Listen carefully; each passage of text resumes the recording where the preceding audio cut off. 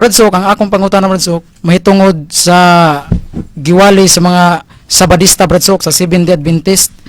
Nga matod pa nila Bradsok, kini diay naa sa pinadayag 20 bersikulo 6 Bradsok nga nag-ingon diri Bradsok, ako ni basahon, nga naghisgod dinhi mahitungod sa unang pagkabanhaw.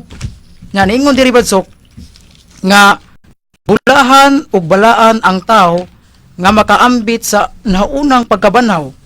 Sa mga taong ingon ini ang ikaduhang kamatayon, wala nay gahom sa pagbuot. Hinunua sila mahimong mga saserdote sa Dios o ni Kristo o guban kaniya maghari sila sa usa ka libo ka tuig. Matud pa sa Sabadista Bradsok nga kini ding unang pagkabanhaw Bradsok, inig abot na kuno ni Kristo Bradsok, inigbalik niya. Kay doon na pa man kuno'y usa ka libo ka tuig Bradsok. Sa dili pa kuno hukman ni Kristo ang mga nangamatay, doon na pa kuno'y usa ka libo ka tuig ug mao kuno na ang unang pagkabanhaw Bradsok kaning inigbalik ni Kristo. Unya Bradsok, sa ako sang kuan Bradsok, kining unang pagkabanhaw Bradsok kining gisgutan sa pinadayag 26. Dili ka Bradsok kining gisgutan sa Mateo 27:52 Bradsok nga giingon dinhi nga sa pagkabanhaw pagkamatay ni Kristo, daghang mga patay nga nasa lubnganan Bradsok namangon ug nangabanhaw dihang nabugtuan si Kristo sa ginhawa Bradsok. Dili ka mo gipasabot sa pinadayag 26 Bradsok o katubang pagsabot sa mga Sabadista. Paliw ko papatinaw Bradsok. Daghang kay mga lantaw o ungot sa mga linyas Biblia nga say masagop sa matag usa isip conviction, pero ang ato magyong simbahan mo mugiya mo ladlad sa gusto nga dalan sa pagpanabot.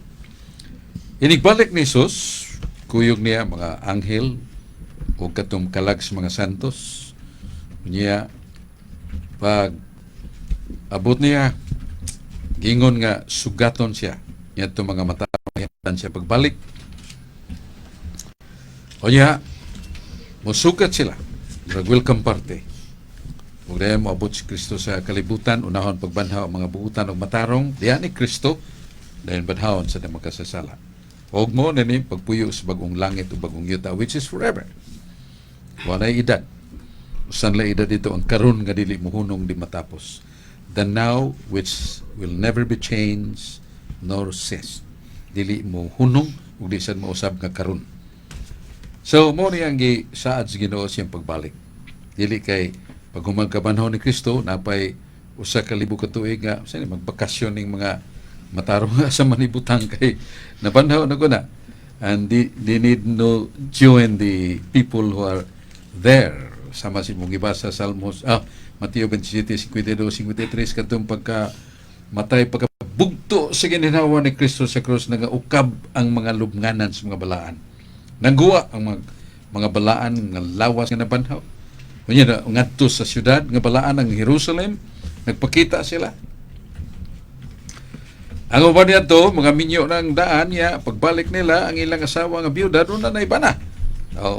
Man, legal ug moral man ang usa ka biyuda, magminyo usap. Karon niya but man bana, gikang nabanhaw. Kung mupuli siya dito, mupuli, ay pagkapeligro sa away. Manang gisegregate na ning nangabanhaw.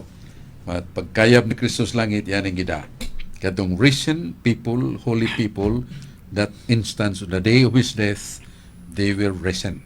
Saka sila sa Ginoo, uban sa Ginoo siyang ascension.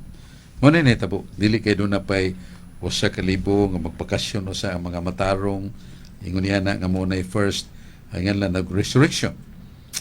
Ang atong minumduman ang gisulti sa Ezekiel 18:4-20 nga kon makasa at namatay na nga atong kahimtang nga kalagno. I-affirm ni St. Paul sa 1 Timoteo 5:6 kadtong nagpatuyang sa sala, buhi pa pero patay na ito bangas Ginoo. Pero mabuhi na pag-usap. O doon ay kabanhawan yan ang mga kalag na nabugtong ilang kadugtungan sa Diyos. Ezekiel 23:19, ang usa ka grabe o makasasala sa tuman nga pagpagkasa, pero maghinulso. O ang timaan sa tinod nga paghinulso, iyang biyaan ng mga sala. Magtuman na siya sa mga sugo, magbuhat og maayo, nabanhaw ang iyang pagkaminatay ito bangas Ginoo. Muna nga the resurrection of the dead person spiritually. They were risen by the grace of the Lord. Doon ay revivinsya sa kinatsila pa. ang pagkabuhi pag-usab silang kalag na dugtong pagbalik sa Ginoo. Ingon pa sa Biblia sa Ezekiel 33:19, sila nangamatay pero nabuhi pag-usab sa kinabuhing dayon. Mo na ang ngalan na to, the second resurrection of those who died spiritually, risen by the grace of the Lord because of their repentance. Ya kadto laging nangabanhaw Brad Carlo, kadto panahon sa kamatayan ni Kristo na mauli mas langit. Wa mo to balik sa yuta kay mamatay sa kusap, wala na. So millennium is a figurative word of the redemptive time of Christ. After his redemption, the power of Satan will weaken. The powers were weakened, but then still they have the time after 1,000 years to be given of that renewed power of Satan to fight against the laws of God and to convince people to join him against God. Mo nang ganang ngingalan to 1,000 years, simbolo na kay humanso sa kalibo ka tuig mo ipagguwa ni Martin Luther nga porting isuga nga nakikadili isog nga nagminalito pakigaway sa simbahan. Si John Hus, John Wycliffe, mga Lollards, kuhan ka mga followers ni John Wycliffe, nga pare mo to siya niguwa. Tungod kay ang simbahan matud pa niya, nahimong materialistic, nga papadag ko kay mga yuta, mga obispo, porting datua, niya kaming diya diri sa ubos, porting pobrihas, mga monks, nga minom lang tubig init, mabuntag ka, sa kabukpahan, trabaho sa uma, pobre kayo. That was the reaction of that ginganlan na to reformers, pero nakapurke lang kay wa sila may bawa sa value of material things, how to use these things. Kaya yung simbahan ng England pagtukod og mga simbahan, mga monasteries, then mga eskwelahan, kinahanglan man nagkwarta. Ang paggamit mo ay question.